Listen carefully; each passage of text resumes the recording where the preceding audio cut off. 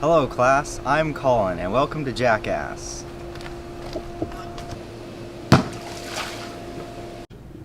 The way you do the tree test is you start out with your premise and the negation of your conclusion. Then you break up your conclusion using the rules of inference into each possibility which would make it true.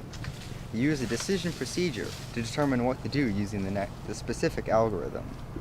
Then you go through your premises and break them up too, adding all of the possibilities to each branch of the tree which doesn't have a contradiction in it. Once you use a rule on a line, you check the line to say that you are done with that line. After each rule is checked, all your branches to see if there's a contradiction. If there is one, put an X under that branch and never look at it again, because nobody cares about those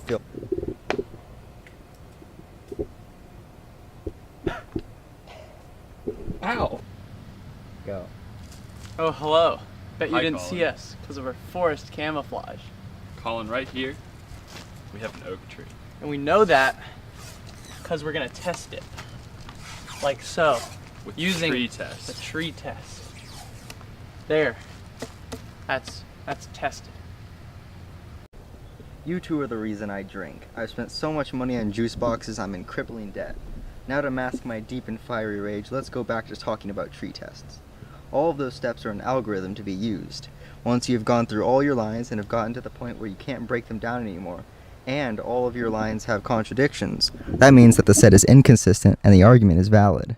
Since you have all the premises be true and the negation of conclusion be true, then there is a case where all the premises are true and the conclusion is false. Go.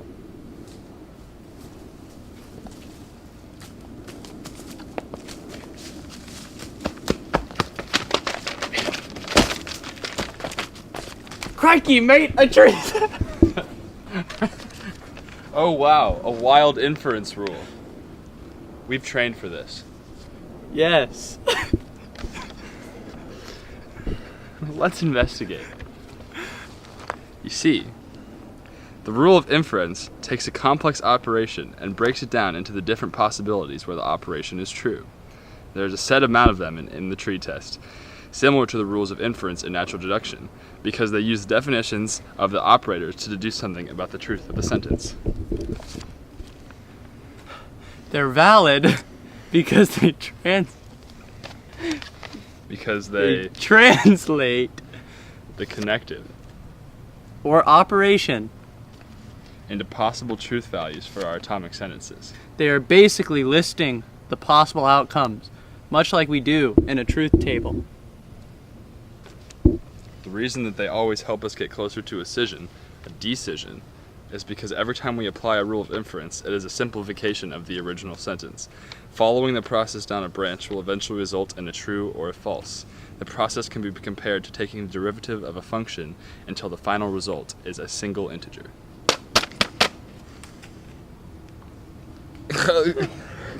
Hence, scene. Here we are, deep in the Mayfield Park, searching for more inference tests.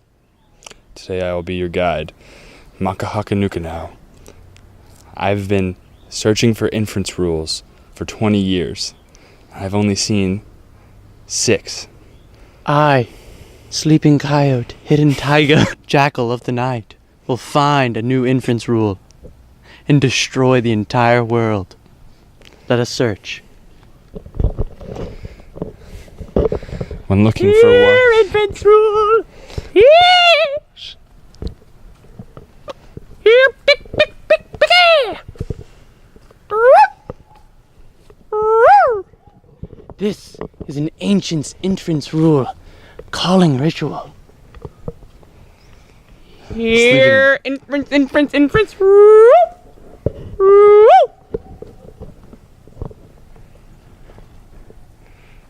sleeping tiger, hidden dragon. I believe I see something behind that tree. Behind the tree! We must move stealthily! Looks blue. I've only seen them in red.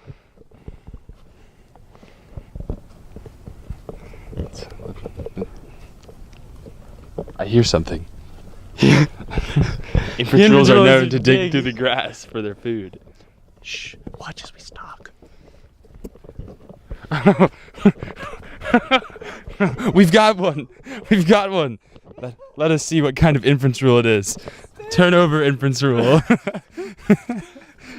I killed it with a flip-flop. It was a conditional. The conditional has never been seen before. Crazy shit! If A, then B. Therefore, not A, B.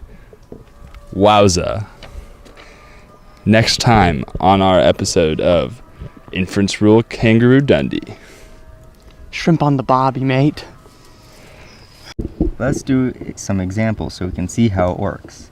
If we have this argument,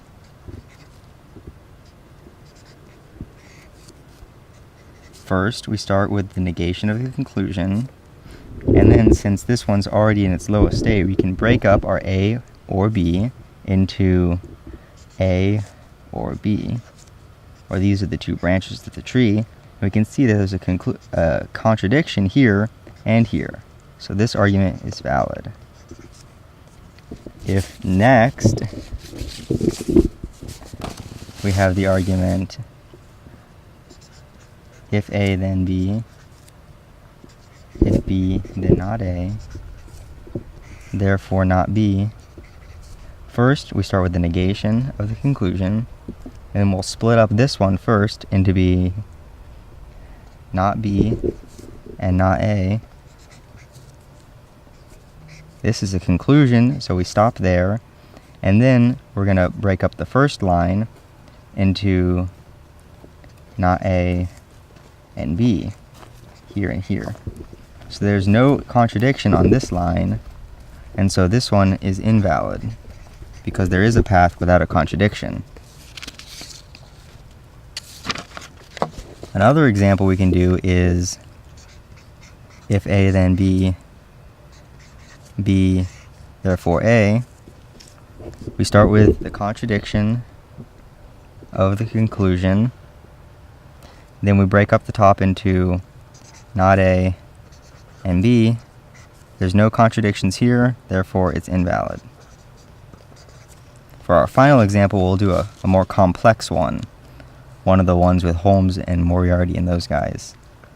So if we start with this,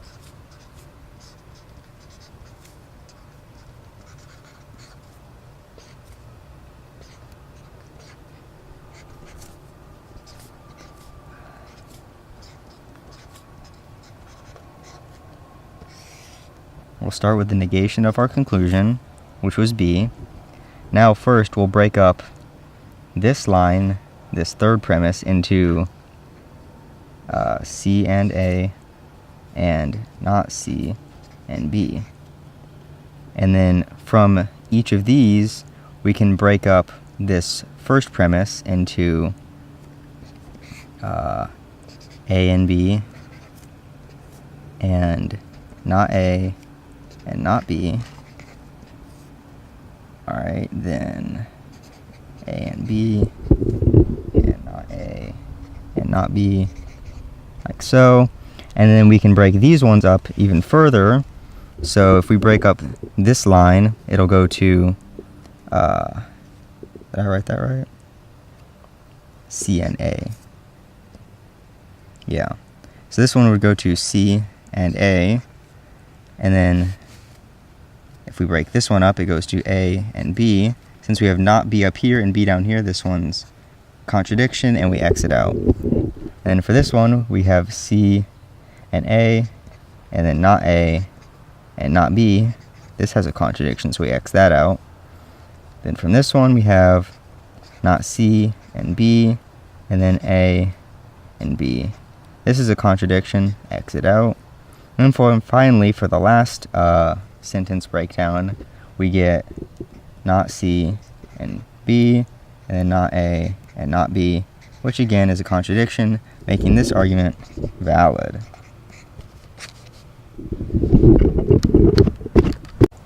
Soundness of the tree test means that if the initial list is consistent, there will be an open path through any tree, parentheses, branch, obtainable by using the rules of inference. Basically, as long as you start with consistent premises, an open branch determines the soundness of the tree test.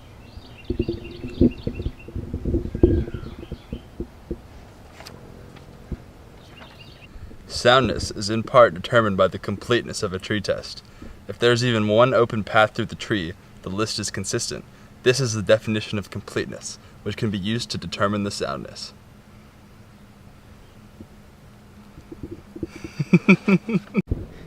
Finally, the decidability of the tree test is the reason why the list will eventually terminate. If the initial list is finite, the test will terminate eventually because of the way that applying the rules of inference simplifies the premise.